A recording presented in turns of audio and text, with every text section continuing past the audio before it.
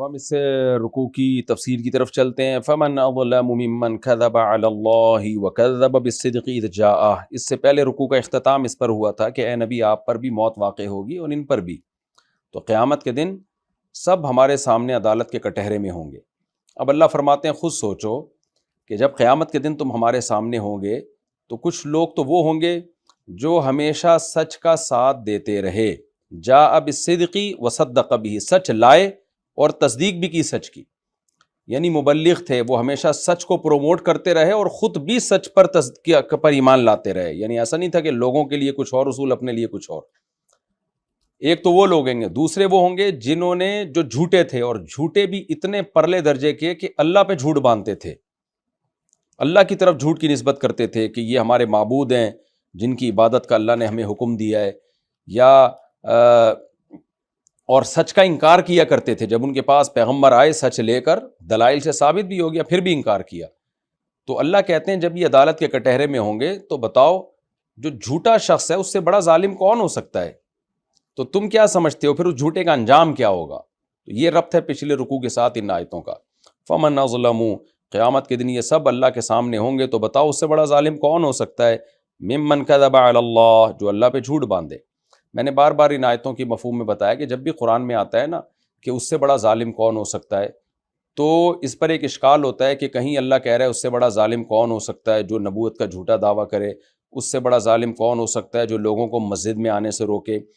تو خوب سمجھ لیں جب قرآن میں آتا ہے نا کہ اس سے بڑا ظالم کون ہو سکتا ہے جو یہ عمل کرے، تو مطلب ہوتا ہے اس عمل کے جیسے اعمال میں سب سے بڑا ظالم یہ ہے۔ جیسے قرآن نے کہا اس سے بڑا ظالم کون ہو سکتا ہے جو اللہ پہ جھوٹ باندھے، تو مطلب جھوٹ کے باب میں اس سے بڑا ظالم کوئی نہیں ہو سکتا۔ یعنی جب بھی کوئی کسی پہ جھوٹ باندھتا ہے تو سب ظالم ہے، لیکن اللہ پہ جھوٹ باندھنے والا جھوٹوں میں سب سے بڑا ظالم ہے۔ فمن اظلم ممن منع مساجد اللہ، اس سے بڑا ظالم کون ہے جو لوگوں کو اللہ کے گھر آنے سے روکے؟ یعنی کوئی بھی کسی کو کسی جائز جگہ پہ جانے سے روکے تو وہ ظالم ہے، لیکن ان ظالموں میں سب سے بڑا ظالم وہ ہے جو مسجد میں آنے سے لوگوں کو روکے۔ تو یہ مفہوم ہوتا ہے ان آیتوں کا۔ تو اللہ کہتے ہیں سارے جھوٹے ظالم ہیں، لیکن اس سے بڑا جھوٹا ظالم کوئی نہیں ہو سکتا جو اللہ پہ جھوٹ باندھ رہا ہو۔ وَكَذَّبَ بِالصِّدْقِ، اور اس سے بڑا ظالم کوئی نہیں ہو سکتا کہ جو سچائی کا انکار کرے جب اس کے پاس آ جائے۔ سچائی سے خاص سچائی مراد ہے، یعنی جو اللہ کی طرف سے جب سچائی اس کے پاس آ جائے تو اس کا وہ انکار کرے۔ أَلَيْسَ فِي جَهَنَّمَ مَثْوًى لِّلْكَافِرِينَ، تو کیا ایسے کافروں کا ٹھکانہ جہنم نہیں ہوگا؟ تم خود بتاؤ کیا ہوگا، جرم کتنا بڑا ہے نا۔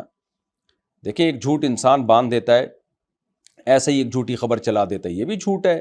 ایک جھوٹ ہوتا ہے آپ بادشاہ پہ جھوٹ باندھ دیں، تو کوئی سفیر جائے اور بادشاہ پہ جھوٹ باندھ دے تو اس کو بادشاہ کبھی بھی نہیں چھوڑے گا۔ تو جس کی طرف جھوٹ کی نسبت کی جاتی ہے تو جرم کی نوعیت بڑھتی چلی جاتی ہے اور سزا کی نوعیت بھی بڑھتی چلی جاتی ہے۔ تو اللہ کہتے ہیں جھوٹوں کے باب میں سب سے بڑا جھوٹا اور ظالم وہ ہے جو خدا پہ جھوٹ باندھے۔ اس جھوٹ میں بہت ساری چیزیں ہیں۔ آپ نے اللہ کے بارے میں کہہ دیا کہ اللہ نے پیغمبروں کو نہیں بھیجا، جیسے کافر کہتے ہیں کوئی پیغمبر اللہ نے نہیں بھیجا۔ بھئی آپ کو نہیں پتہ ہے، آپ چپ رہو۔ آپ نے اللہ کی طرف جھوٹ منسوب کر دیا کہ اللہ نے کسی کو پیغمبر بنا کے نہیں بھیجا۔ مشرکین کہتے تھے اللہ نے آسمان سے کوئی کتاب نازل نہیں کی، یا آپ نے اللہ پہ بہت بڑا جھوٹ باندھ دیا۔ اور یہ جو مشرک ہیں یہ کیا کہتے ہیں؟ بھائی یہ بت ہیں جن کے سامنے ہم عبادت کریں گے تو اللہ خوش ہوگا۔ بھائی آپ اللہ پہ کی طرف ایک چیز کی نسبت کیوں کر رہے ہو جو اللہ نے کہی نہیں ہے؟ تو یہ سارے جھوٹ کی نوعیت کے سب سے بڑے جھوٹ ہیں۔ تو اس لیے اللہ نے فرمایا کیا ایسے کافروں کا ٹھکانہ جہنم نہیں ہے؟ کہ جرم اتنا بڑا ہے تو سزا بھی ایسے ہی ہونی چاہیے۔ اور والذی جاء بالصدق، اس کے مقابلے میں کامل لوگ کون ہیں، نیک لوگ کون ہیں؟ وہ جو سچائی کو لے کر آئیں، یعنی مبلغ، داعی، جو لوگوں کو حق کی دعوت دیں۔ یہاں سچ سے مراد ہے حق کی دعوت دیں۔ وصدق بہ، اور خود اس حق کی تصدیق بھی کریں، اپنے عمل سے تصدیق کریں۔ اولئک ھم المتقون، یہی لوگ ہیں پرہیزگار جن کے لیے اللہ نے جنت کے وعدے کیے ہیں۔ اور ان کے لیے کیا ہے؟ لہم ما یشاءون عند ربہم، رب کے پاس جو چاہیں گے ان کو ملے گا۔ پچھلوں کا ٹھکانہ جہنم کی آگ، جس سے بڑی کوئی سزا نہیں ہو سکتی۔ اگلوں کا ٹھکانہ رب کے پاس ہر طرح کی خواہشات کے پورے کرنے کا انتظام۔ ذالک جزاء المحسنین، یہی اچھے لوگوں کا بدلہ ہے۔ پہلے لوگوں کے بارے میں اللہ نے کہا کہ یہی کافروں کا ٹھکانہ ہے، اور خود بتاؤ اس کے علاوہ کیا ٹھکانہ ہونا چاہیے۔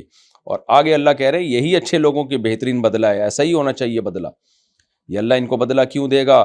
لیکفر اللہ عنہم اسوأ الذی عملوا، اسوا اس میں تفضیل ہے، لیکن یہاں تفضیلی معنی مراد نہیں ہے، بلکہ جو برے اعمال ہیں وہ مراد ہیں۔ مبالغہ ہے کہ بہت بڑے بڑے جو برے اعمال انہوں نے کیے ہیں، کیونکہ الاسلام یہدم ما کان قبلہ، جب کوئی اسلام کی پیغمبروں کی تصدیق کر دے نا تو کفر کی حالت میں جو بھی بڑے سے بڑے گناہ بھی کیے ہوں وہ سب معاف ہو جاتے ہیں۔ تو اللہ نے اسوا کا تذکرہ اس لیے کیا کہ جب اتنے بڑے معاف ہوں گے تو چھوٹے چھوٹے تو ویسے ہی معاف ہوں گے، تو اللہ ان کو جنت اس لیے دے گا تاکہ اللہ ان کے پرانے جو ان سے بڑے بڑے گناہ ہوئے سب اللہ معاف کر دے۔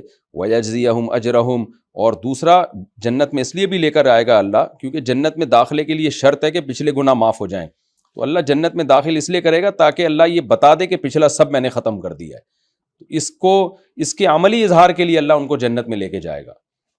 وَيَجْزِيَهُمْ أَجْرَهُمْ، اور تاکہ اللہ ان کو ان کے اجر دے دے، بِأَحْسَنِ الَّذِي كَانُوا يَعْمَلُونَ، جو عمل انہوں نے کیا ہے ان عملوں میں سے زیادہ اچھا بدلہ، یعنی جتنا عمل کیا ہے اتنا نہیں بلکہ اس سے زیادہ اچھا بدلہ۔ تو یہاں بھی علماء کہتے ہیں احسن کا یہ بھی اس میں تفضیل کے معنی میں نہیں ہے بلکہ یہ بھی مبالغہ کے معنی میں ہے، یعنی جو عمل انہوں نے کیا ہے بِأَحْسَنِ الَّذِي كَانُوا يَعْمَلُونَ، جو بہت زیادہ اچھے عمل انہوں نے کیے ہیں تو ان بہت اچھے عملوں کا ان کو اجر دے دے۔ یہ بِأَحْسَن کا مطلب میں نے شاید ترجمے میں مجھ سے مسٹیک ہوئی ہے، بالجزاء الحسن کر دیا، تو یہاں اس سے پہلے جو ہے نا عمل محذوف ہے، بالعمل الاحسن، جو اچھے عمل انہوں نے کیے ہیں، کیونکہ آگے الذی اسی کی صفت ہے، بالعمل الاحسن الذی کانوا یعملون، وہ عمل جو بہت اچھے انہوں نے کیے ہیں، ان عملوں جو کانوا یعملون جو وہ کرتے رہے ہیں، ان عملوں کا ان کو اللہ اجر دے دے۔ یہاں ایک سوال پیدا ہوتا ہے کہ ہم جب کہہ رہے ہیں احسن سے مراد بہت اچھا، یعنی زیادہ اچھا، بہت اچھے عمل، تو اس کا مطلب چھوٹے جو عمل انہوں نے کیے ہیں ان پر اجر نہیں ملے گا؟ تو اس کا مفسرین نے جواب یہ دیا ہے کہ یہ اللہ نے اپنی رحمت سے ان کے چھوٹے اچھے عمل کو بھی بہت اچھا عمل قرار دیا ہے۔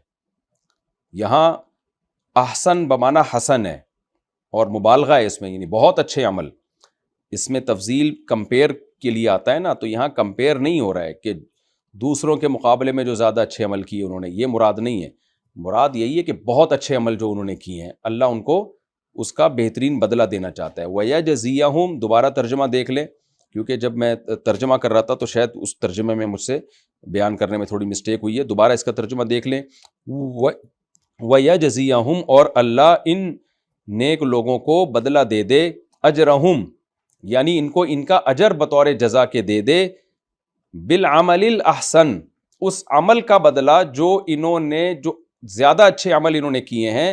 کون سے اچھے عمل؟ کانوا یعملون، جو یہ کرتے رہے ہیں، تو ان کے زیادہ اچھے عملوں کا اللہ ان کو بدلہ دینا چاہتا ہے، اس لیے اللہ ان کو جنت میں لے کے جائے گا۔ تو اب زیادہ اچھے عمل کا مطلب کیا ہے؟ اس میں تفضیل مراد نہیں ہے بلکہ مبالغہ مراد ہے، جو بہت اچھے عمل انہوں نے کیے ہیں۔ یہاں پھر وہ سوال پیدا ہوتا ہے کہ اس کا مطلب کیا کم اچھے عمل کیے ان کا بدلہ نہیں ملے گا؟ تو اس کا مفسرین نے جواب یہ دیا ہے کہ اصل میں تو کم اچھے عمل کا بھی بدلہ ملے گا، لیکن اللہ تعالیٰ نے ان کے چھوٹے اچھے عمل کو بھی بڑا عمل قرار دیا ہے، یعنی چھوٹی چھوٹی نیکیوں کو بھی اللہ بہت بڑھا دے گا۔ یہ بالکل اس کی مثال ایسے جیسے کوئی تھوڑا سا عمل کر کے آیا ہو تو آپ اپریشیٹ کرنے کے لیے اس کو کیا کہتے ہیں؟ بھائی تم نے جو بہت اچھا عمل کیا ہے نا، تمہیں تمہارے اس بہت اچھے عمل کا بدلہ ملے گا۔ تو اس سے مقصد یہ نہیں ہوتا کہ جو چھوٹا عمل کیا ہے وہ نہیں، بلکہ عمل تو تم نے جو کیا ہے وہ تمہارے سامنے ہے، لیکن اس عمل کو اللہ بہت اچھا عمل قرار دے رہا ہے۔